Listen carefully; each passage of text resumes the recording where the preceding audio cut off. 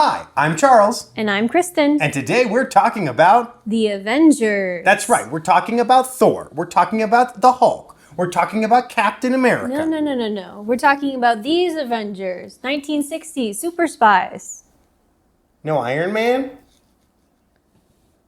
Slow blinks. So the Avengers. Yes, the 1960s classic super spy series. The only character that's through the whole series is John Steed. Correct. So John Steed, played by Patrick Macnee. Patrick Macnee, he's the bowler hat wearing, cane wielding, affable, charming, friendly spy. And then he's usually accompanied by a beautiful woman. In this particular series of episodes that we're going to talk about, it is Emma Peel, played by Diana Rigg. She's got to be the most iconic of his companions on the show. Oh, for sure. Every outfit that she wears in this entire show is amazing. It's amazing. It was all designed by the same designer, but she is so modern and so slick. In Marvel comic books, the character of Black Widow was originally designed much differently. I believe it was after Diana Rigg played Emma Peel that she got her full kind of classic redesign that looks basically like a redheaded version of her. When I watched the color episodes with Emma Peel, they did kind of give her hair a red tint. It's quite a lot more red with, what is her name? Captain Scarlet? Black Widow, Natasha Romanoff. Okay, yeah, exactly. I think you were thinking of Scarlett Johansson, who plays her. I think that if you look at like Austin Powers and stuff like that, you can see a lot of the influence of her outfits on Elizabeth Hurley's character. Another thing, Austin Powers-wise, is that sometimes, although I don't see it in this episode, sometimes Diana Rigg has a male stunt double. Sometimes it's a female. Right. But sometimes it's a male stunt double, and all of a sudden, that's definitely a dude, like, throwing a punch. Diana Rigg was on the show in 66 and 67, and then she's in one episode of the following season where she's replaced by Tara King, and that character doesn't have the same repartee with Steed that she did, even though they try to write her more romantically. Steed and Peel have really good chemistry. They're fully platonic. There's no indication that it's anything other than that. The other pair that it really reminds me of very fun banter with like a little touch of flirtatiousness, but nothing that ever happens there, is the Fourth Doctor, played by Tom Baker, and Sarah Jane. Another short-lived companionship, but just, it's like you can't capture that without it being natural, and it's so natural between them. Emma Peel knows judo. I'm going to say that my favorite episode that demonstrates her martial arts ability is the Cybernauts.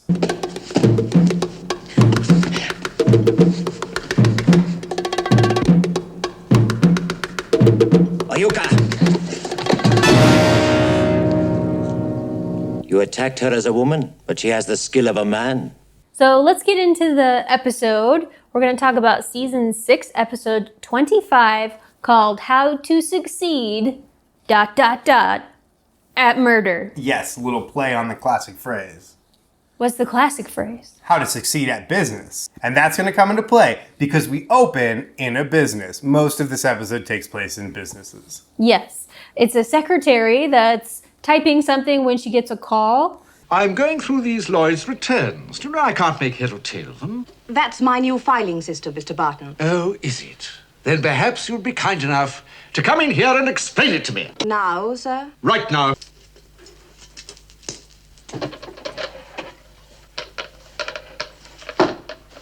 Did you hear me, Mr. Webbright? Right now, and bring all the files with you.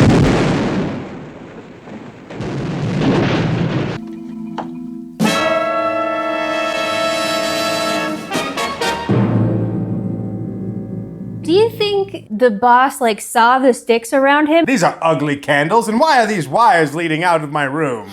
Anyway, I'm too busy for all this. So now we cut to a secret society of secretaries. We have this mysterious figure who's kind of leading this sort of feminist business cult. And then we've got this snivelly little man named Henry. She treats him like a piece of crap. We don't judge.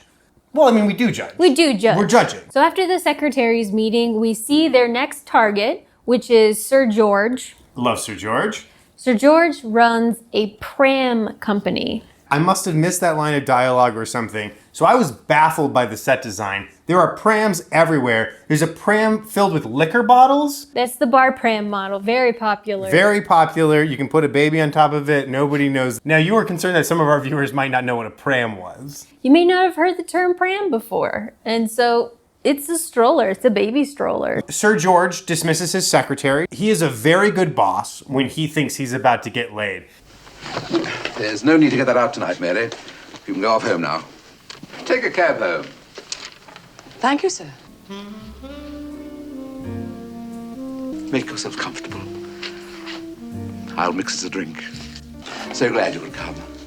I told my wife I'd be late. That reminded me of being in ballet, Stop. taking off my tights, So we that can be foot alone sweat for hours. smell. She puts her stocking right around him, and all of a sudden she's strangling him with it, even though, he's got like 100 pounds on She him? must be so strong. Single-handedly choke the life out of a man. She was using 2 hands. Yes, that's true. Double-handedly. But to kill a man, like you said, 100 pounds heavier than her easily. Yeah. Very impressive. We also see a charm bracelet on her, which we saw the first secretary who had the TNT using. So we cut to the next day and we see the secretary who was shooed out, whose name is Mary Merriweather. She is apparently grief-stricken. There's a man there whose name is Mr. Rudge. Mr. Rudge is talking to her about how the business must go on. That's why he's there. He's an accountant, but he tries to look over their system and is very confused. But then she takes a call and very competently uses the filing system to explain a bill. So he's like, hey, we're just gonna leave you in charge. So our protagonist, John Steed, arrives. He is very friendly. He's very affable. He's very chill about the series of murders that he's investigating. The ministry told me to expect you, but they didn't explain why. Since you ask, murders. 11 of them. All of them prominent businessmen. Sir George's murder might have been used to cover up for another crime, say, embezzlement? Quite impossible. Oh dear. It so happens that I made a detailed examination of Sir George's books just 2 days ago. Everything was in perfect order. Thank you anyway. Good day. Good day, Mr. Steed. Yes, sir. Ah, Miss Penny. Take a memo. The very idea that such a plot as he suggested might even exist seems to me to be in the realms of fantasy. So we see Sarah again getting new orders from Henrietta to pursue a new man. And we cut to that almost instantly of her being in the car with this new man.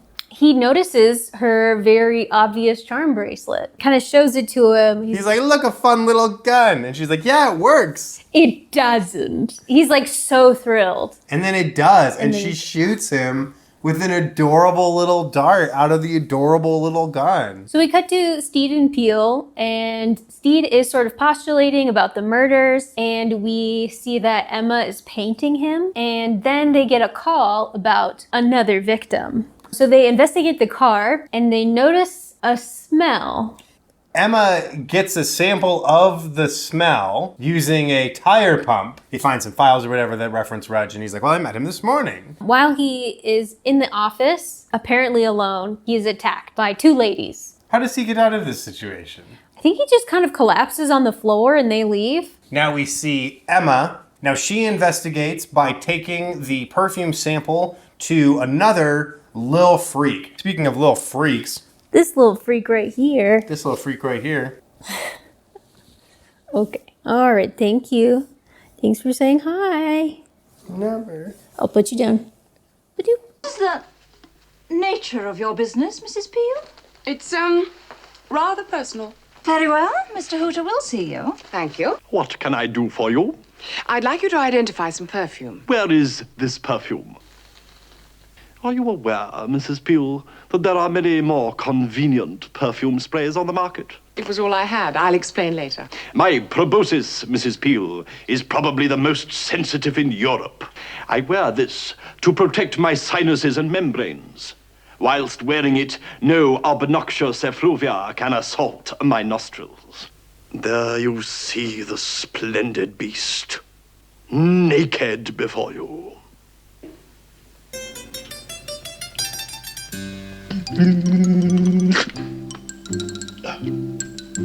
Now.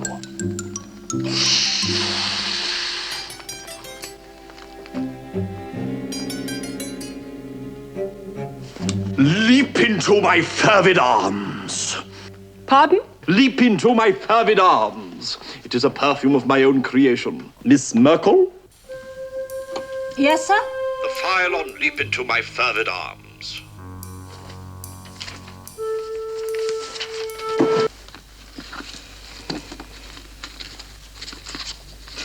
The customer's supply list appears to be missing. Oh, that was sent down to the warehouse this morning, sir. Oh, well, I'm sorry, Mrs. Peel. I'm unable to assist you at the moment. Should you care to pop back later today? Thank you. I'll do that. Yes.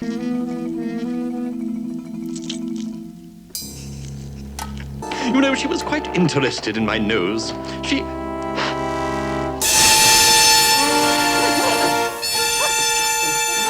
Then there's a quick scene where we see the name of the perfume again, and it's Henry giving it to Henrietta. Oh, it's her favorite. Henrietta then asks to meet Mr. Rudge, and also if Henry can grab a specific dress for her. And so this is like the first time we see something odd, and that is in the wardrobe, all of the dresses are like low. There's a scene between Steed and Peel. Steed has a charm that apparently fell off the bracelet of whoever he was fighting, and she recognizes it. She just saw an ugly charm bracelet like that. So Mrs. Peel goes back to J.J. Hooter's office and finds out from the secretary, Gladys, that he is dead all of a sudden. He dead.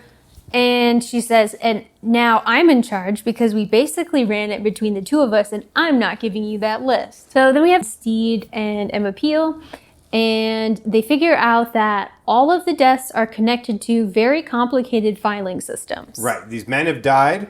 Their businesses have these complicated filing systems, and the only people who can take over are the secretaries. But the secretaries don't all come from the same agency, right. So they're still looking for what the connection might be. Mr. Rudge is here to see you, Henrietta. Bring him closer, Henry.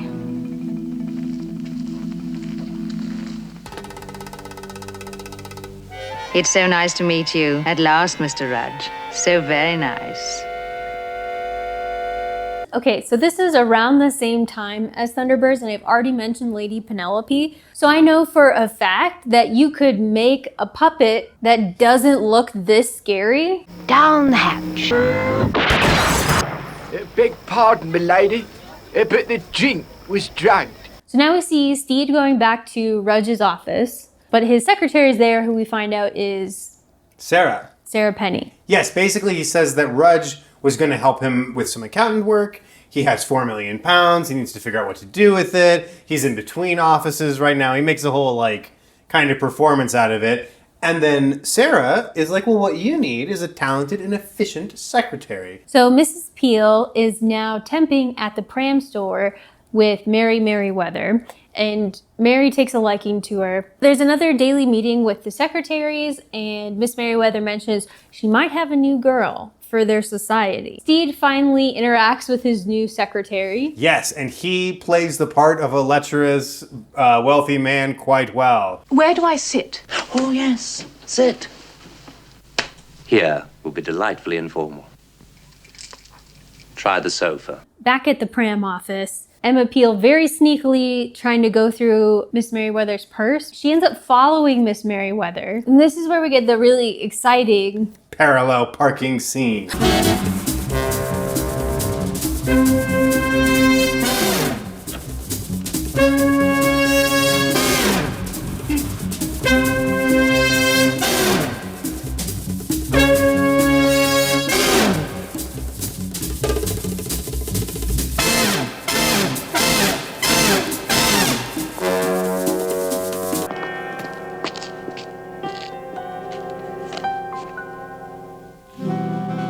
So Steed and Emma discover that these classes are called Henry and Henrietta Throgbottom Keep Fit classes for young secretaries or something like that. Mm-hmm. And they decide that this must be where all the secretaries have met. Drooping dorsals, toughen tone-ups, stretch those sinews. Do you know, this makes me feel quite tired. Well, a little bit of exercise will get you on your feet again. You're quite right. Toned up already. Hey, don't come here again. Why? I don't want you running into my secretary. She's absolutely beautiful. And very efficient. So I notice. Don't turn your back on her. I won't. I shall keep my eye on Henry and Henrietta. And you keep... Sit. Open. So we see Mrs. Peel at the fitness class, is what I'm going to call it, being led by Henry in probably the strangest outfit I've ever seen. Little freak. He's dressed like a wizard or something. He has like a cloak and a weird thing around his neck. He's just dressed very strangely. Good evening, Mr. Steed. Good evening. Correspondence this evening, isn't it? Yes.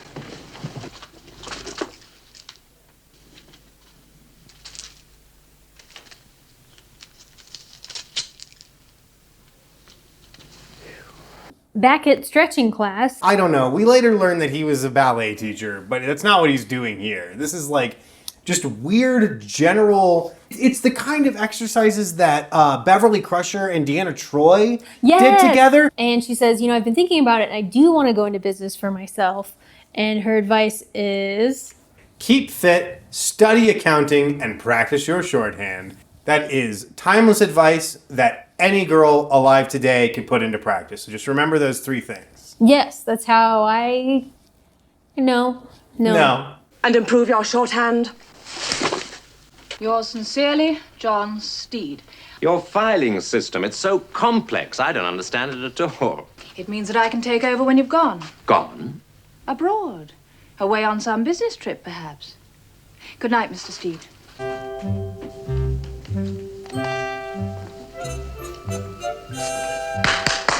Right, ladies, thank you. On your feet. That's all for this evening, Mrs. Peel. Now Emma's dismissed for the advanced students. It's like advanced bending over and stretching, like... It's just penetration. It's just a James Franco acting class. Yeah. Then we see Steed follow Henry to find out more about him. Henry goes to kind of a rundown cemetery, and Steed sees him laying flowers on the grave of Henrietta. So there's a fake car crash. Steed crashes his old-fashioned jalopy into the back of Emma's badass sports car. Yep. And they just use that as an opportunity to have a chat. I just wanted a word with you. Are you blind? Couldn't you phone? And risk a wiretap. My foot missed the brake. Henrietta's been dead for years. Just seen her gravestone. And you watch your step. She goes into class and... I love the initiation ritual for this particular cult. Attack her!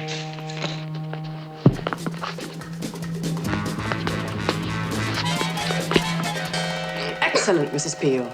I take it she has passed the initiate's test? With flying colors. Splendid. Absolutely splendid. Mrs. Peel, please step forward. I understand you want to become your own boss. That is the function of this organization, Mrs. Peel. To take woman out of the secretary's chair and put her behind the executive desk. Then raise your hand and swear. Ruination to all men. Ruination to all men! Ruination to all men! We will now proceed with the evening's lesson. A demonstration on Henry.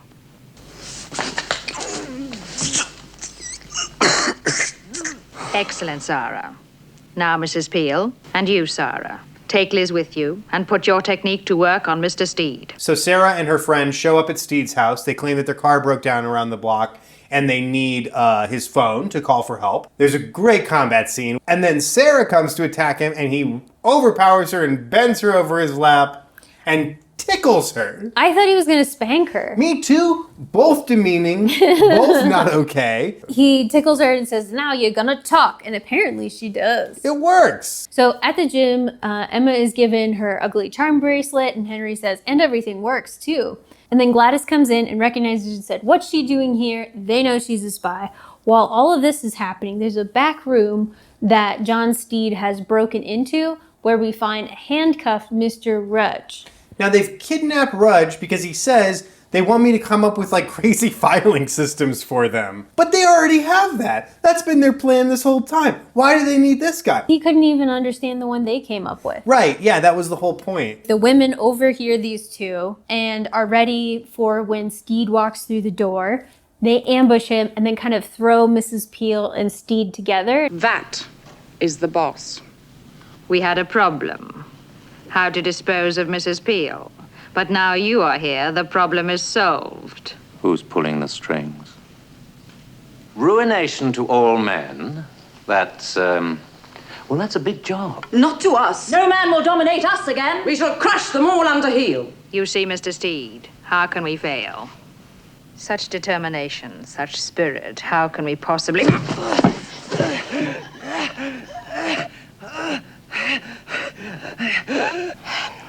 And this gadget electronically controls the doll.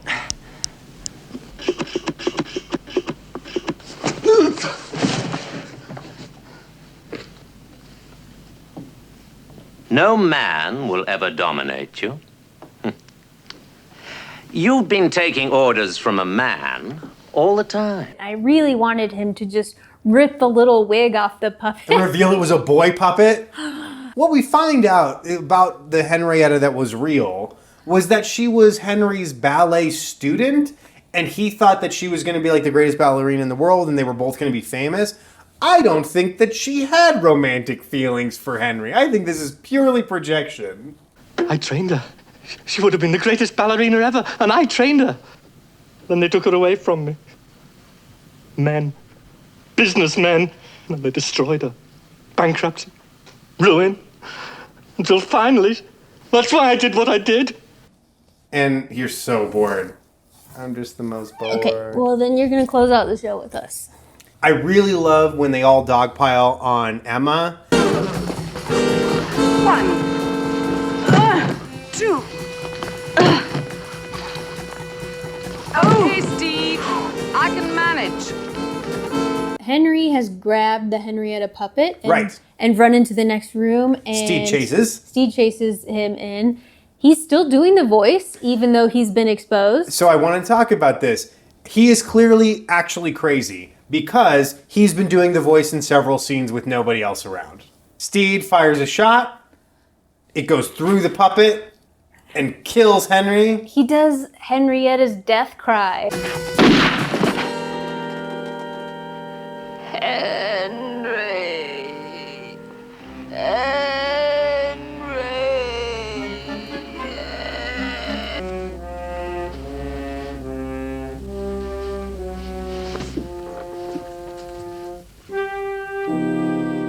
The next scene we see is them sitting side by side reading ventriloquism for dummies. No, that's not what it's called. That wasn't a series at the time, but that's a very good name for it. So far, it seems simple enough. Wait until you get to the bit about the explosive consonants. That sounds dangerous. I saw your lips moving. Fashion, great acting, funny plots, doesn't take itself too seriously. So we have a DVD collection of all of the Emma Peel episodes, but this is not the entire show. We like physical media, but yeah, if you can... If you can't own it, steal it, but we'd rather own it. No. What? Don't steal. If piracy is an access issue, so if they make it impossible to watch it legally and you can't buy the DVDs, I'm sure you'll find a way to watch it. I and am it's trying worth to it. convince my mother that I married a good man and not some kind of pirate. The ship has sailed. The pirate ship has sailed. Ahoy! Ahoy! All right. Well, ahoy, everybody. Ahoy, everybody. We'll see you next time. Bye.